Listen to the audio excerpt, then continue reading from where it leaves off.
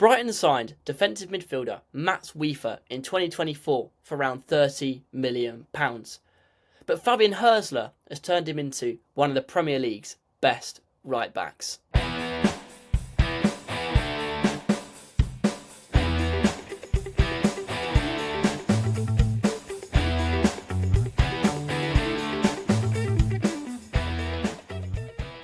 Welcome back to the Louis Selling YouTube channel. I am back once again with another tactical breakdown, and as you already know, this video is all about Mats Wieffer, the defensive midfielder that Brighton signed to be Carlos Balaba's replacement, with many links to Manchester United. But so far he has played in the back line, and Fabian Hürzeler has turned him into, statistically, one of the best right-backs in the Premier League. Of course, he may still be Balaba's replacement next year, as that move to Old Trafford is looking increasingly likely. But in this video, I'm going to break down the stats, why he's been so good, show you the tactics board, how he plays, how Fabian Hürzeler wants him to play, and of course, show you some real-life examples from the Premier League this season.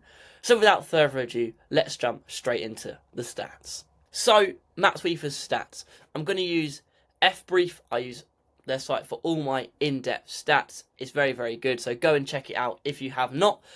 We're going to start with Wieffer's attacking side of the game, because as a defensive midfielder playing as a fullback, you might expect the stats to be not as good as your agile, more attacking fullbacks that maybe used to be wingers that have transitioned into fullbacks.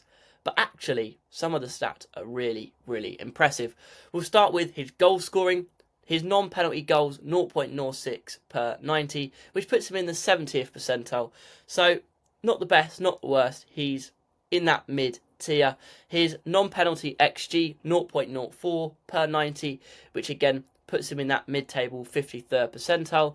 And his total shots, 0.7 per 90, his 59th percentile. Kind of expected he wouldn't be up there in terms of goal scoring, and if you look at how Brighton play under Fabian Hürzeler, you will see that the left back, Ferdi Kadioglu or Maxim de Kuiper, do a lot more of the attacking work and will probably have more of those attacking stats in terms of the goal scoring.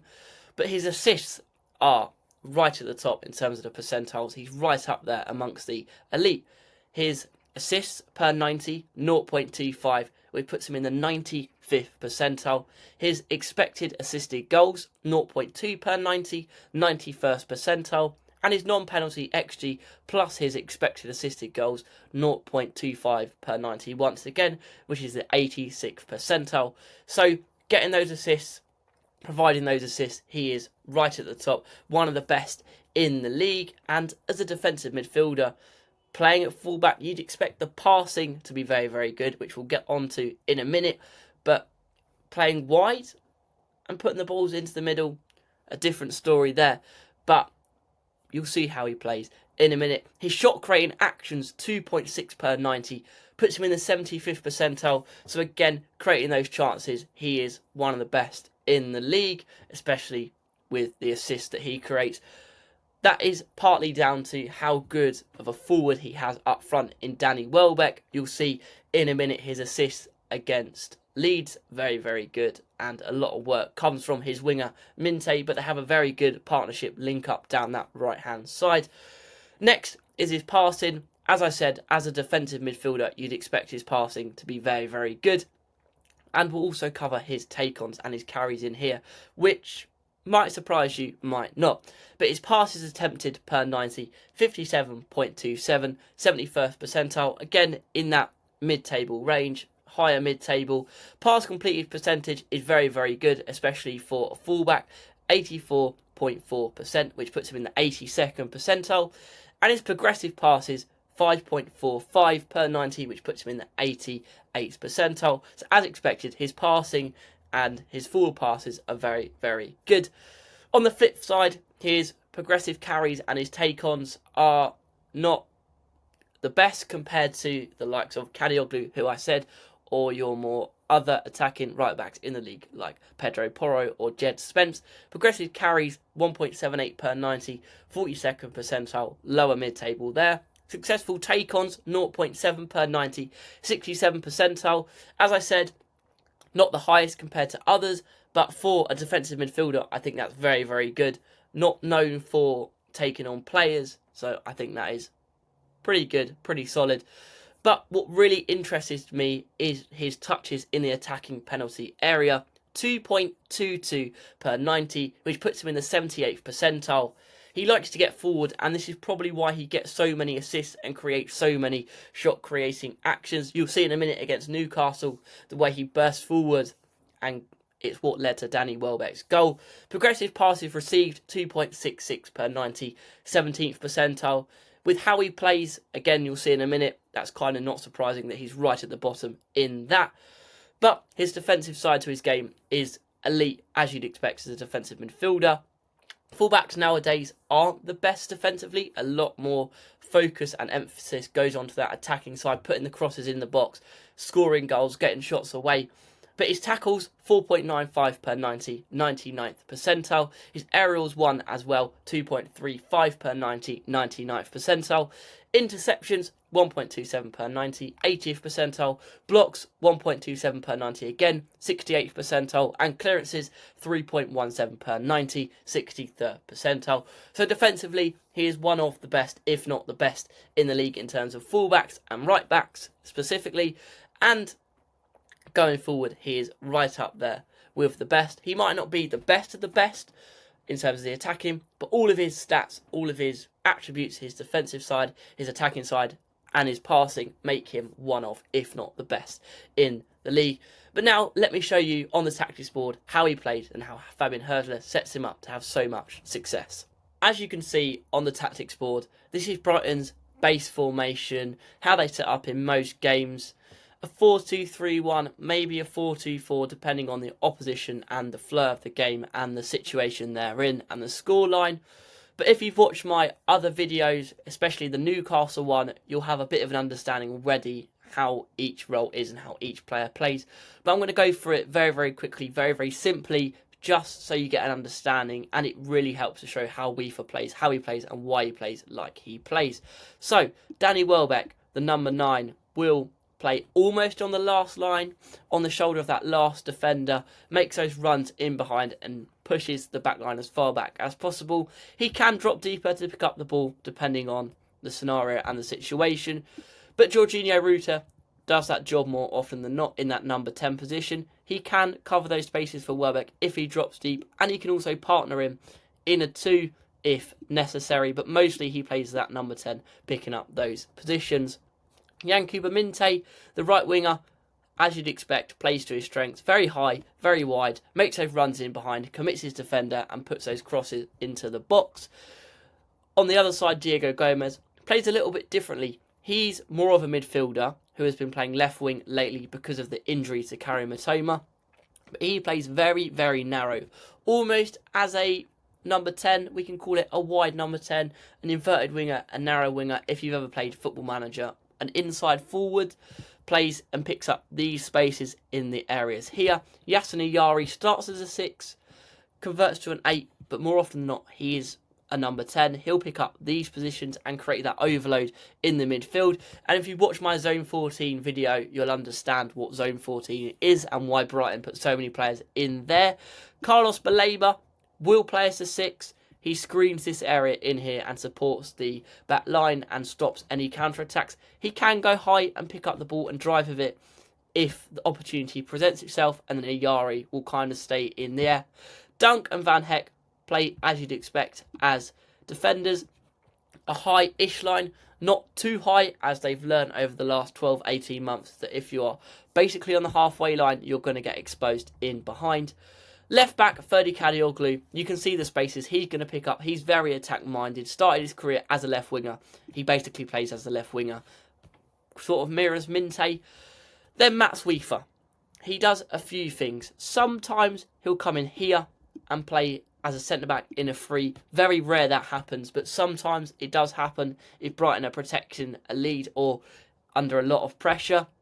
Maybe as a fullback, you'd expect Minte to be narrower and Wieffer to make these runs around him. He does that sometimes, but that's not his strength, being that agile, fast winger or fullback. That's not really what he does.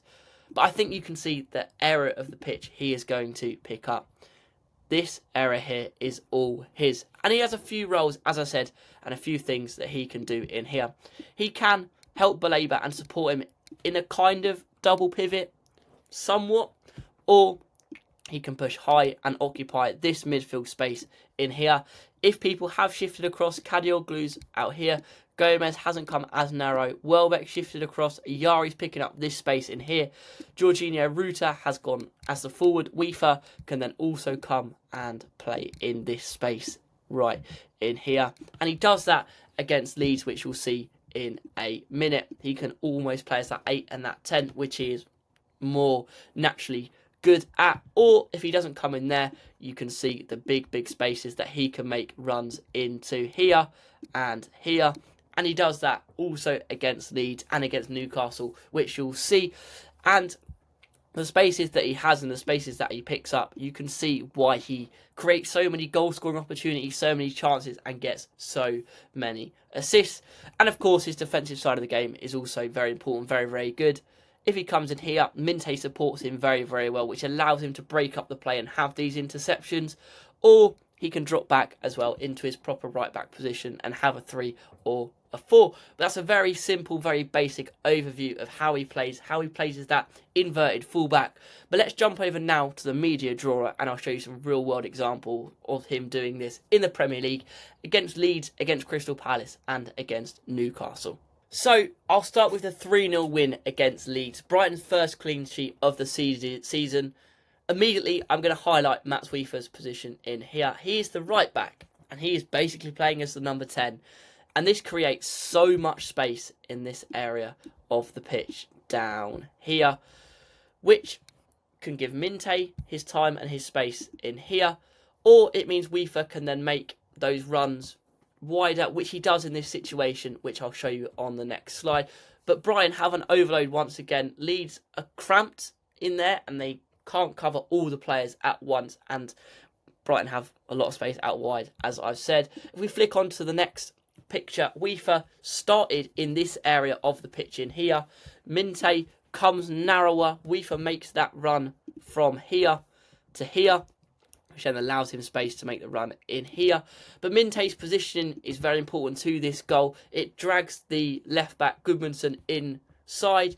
The DM is occupied and Jorginho Ruta occupies the left winger, who Okafor had a pretty good game, but he isn't the best defensively. And this allows Mats Wieffer in here to make that run in behind and have so much space. It is an unbelievable dink over the top from Minte, which puts it on a plate for Wieffer. Flick over to the next screenshot. Wieffer is in that position of so much danger.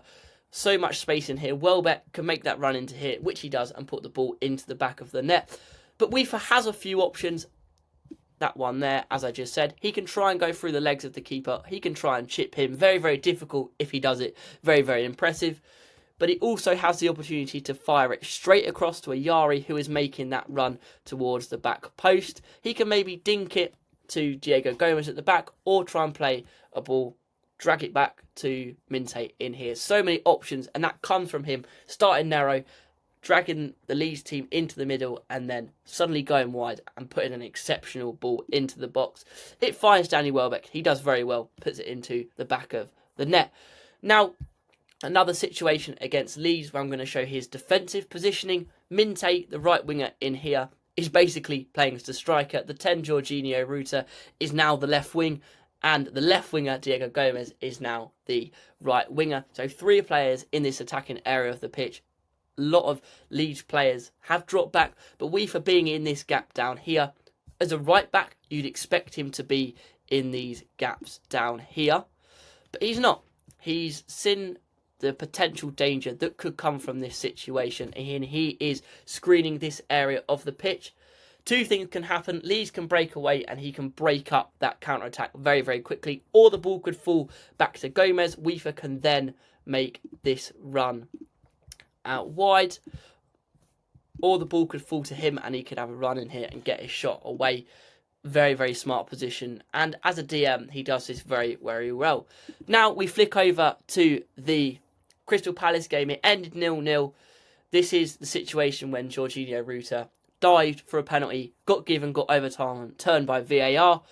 If Palace do win the ball here and create a breakaway, Wieffer's position again, basically playing as a pivot with Baleba in here, still pretty high, pushing that Palace midfield and defence and attack, even with Kamada in here, as far back as possible. But him being there allows Brighton to commit more bodies forward as they're not too exposed on the counter-attack. And again, similarly to the Leeds one, if the ball falls, he can either make the run wide, put a ball into the box, or get shots away himself. Another situation against Crystal Palace where this is high risk, high reward, and I think that really needs to be emphasised. Wieffer is this player in the middle. He is the DM now. He tries to go in with Pino, who is the left winger, to try and win that header. If he does, the ball could go to Ruter, could go to Welbeck, and Brighton have so much space to counter-attack. Wieffer can go wide, Minte can go wide. There's a lot of space. But if what happens, the ball isn't won by Wieffer. He is now exposed in the middle. This left-hand side with Daichi Kamada has the whole left-hand side of the pitch on his own. Minte is basically not in the picture. Jorginho Rutter has a lot of work to do to get back. But Wieffer does well to cover, and he makes a very, very good recovery one in here, and the ball goes wide. But you can see a lot of risk comes with how he plays. If, as I said, if he wins it back, Brighton have a very strong counter-attack. Now, on to Newcastle. Another defensive side to his game. Another situation here. Wieffer is there. He is in a 3 in this moment of time with Dunk and Van Hecker. Minte should be in here with Gordon. So Wieffer does well to check his shoulders. Maybe his body position is slightly too close, but not too big of an issue. The ball is here with Trippier. It gets crossed into the box. Joe Linton makes a late dart, and with his stats 99th percentile for aerial duels 1, Wieffer wins it absolutely brilliantly and gets away any of the danger. On the flip side of it, against Newcastle, his attacking play was very, very good. And if you did watch the Newcastle video, I'll leave the link in the description. If you haven't, his positioning here is so important to Brighton winning the game, getting between this Newcastle midfield, this Newcastle back line. He's the right back here. Kadioglu's the left winger. He's basically playing as a right winger in this situation. Brighton score. The ball goes through from Rutter to Welbeck. Chits the keeper. But Wieffer could make a run in here. He could make a run down here to support Minte. Or he could even drop deeper and support if necessary. Another attacking phase. This is how Brighton won the game. Wieffer, playing as that right back, is happy to leave the defender in here, which is James Milner. Wieffer has made that dart through the middle. It is an absolutely brilliant ball from Yasin Ayari. Stefanos Tsimas has occupied the 2 centre-backs. Minte's occupied the left-back in Dan Burn. So Wieffer has that freedom to make that dart forward in that space in between the left-back and the left centre-back. He picks up the ball, as I said, a brilliant pass through from Ayari. And he has so many options. He could try and thread a ball through to Stefanos Tsimas as he is making that run in behind there. He could knock it back to Danny Welbeck as he is in here. Or he can make a run himself through the middle and get a shot away himself. He tries that. It doesn't come off. It's a brilliant tackle from Dan Burn. But Danny Welbeck picks up the ball. He fires it into the bottom corner. Great finish. But this goal is all about Wieffer's run through the middle, taking that risk as a defender. Again, high risk, high reward, but you can see how crucial he is to how Brighton play and how without him they might not be doing as well as they are at this moment and at the end of last season. So that is it for this video. I hope you enjoyed it, and I hope I highlighted how good of a player and a right back Mats Wieffer is. And I don't think it's unfair to say, after looking at the stats and how he plays, that he is one of the best right-backs in the Premier League. It's a difficult situation for Fabian Hürzeler and Brighton fans, as his position is a midfielder and a defensive midfielder. And I think he would do very, very well if he plays in there. So part of me wants to see him in there, but the other part of me, maybe 60-70% of me, has seen how good of a right-back he is and how well he plays in that position. So I want him to stay there. Maybe with Carlos Baleba going to AFCON in the next couple of months, we will see Wieffer in the middle. And maybe he'll be even better in there. Who knows? But let me know in the comments, do you think he's one of the best right-backs in the league? I don't think you can really argue with what I've just shown you. But let me know in the comments and give him that praise, that recognition he deserves, not just Brighton fan, but in the wider football world. But I hope you enjoyed. I'll see you very, very soon for another video. Don't forget to like, subscribe, and comment, and share, and do whatever you want with this video. But you know the outro by now. Do it with me. Adios.